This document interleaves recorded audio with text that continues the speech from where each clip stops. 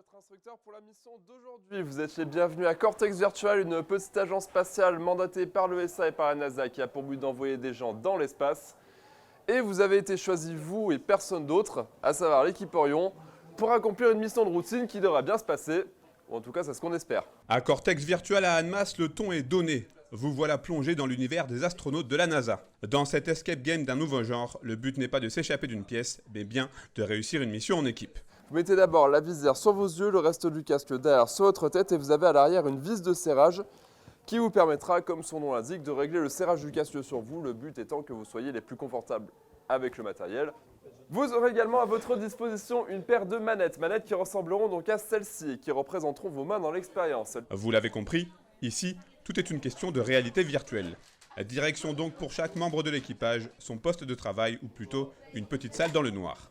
Une fois le jeu en place, tout est centralisé ici et commandé par les animateurs. La mission peut ainsi commencer.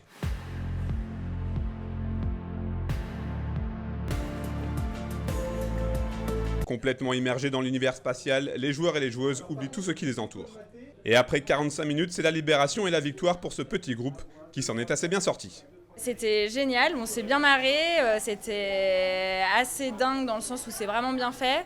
Et puis c'est vraiment un travail d'équipe, donc c'était intéressant d'être avec d'autres collègues. Et puis voilà, non, on s'est bien marré, c'était cool. C'est super, parce que du coup, si on ne collabore pas, on n'y arrive pas du tout. Donc il faut s'écouter parler, il faut laisser les autres parler, sinon on perd à coup sûr. Donc ouais, c'est un beau jeu collaboratif.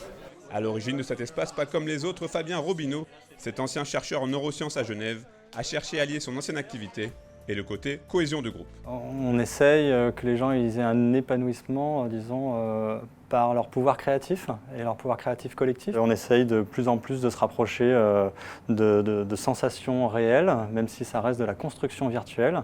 D'ailleurs, je dis souvent que même s'il y a un gros effet waouh pour tous les joueurs qui passent aujourd'hui, je leur explique que l'expérience qu'ils ont vécue est à la réalité virtuelle, ce que Charlie Chaplin était au cinéma il y a 100 ans et que dans 5 ans, 10 ans ou 15 ans, ça va être dément la différence qu'il pourrait y avoir par rapport aux expériences qu'ils ont vécues là. Et en plus de son escape game, Virtual Cortex propose un service self-bar qui a déjà fait ses preuves. Rendez-vous donc à Annemasse pour une activité plus qu'immersive.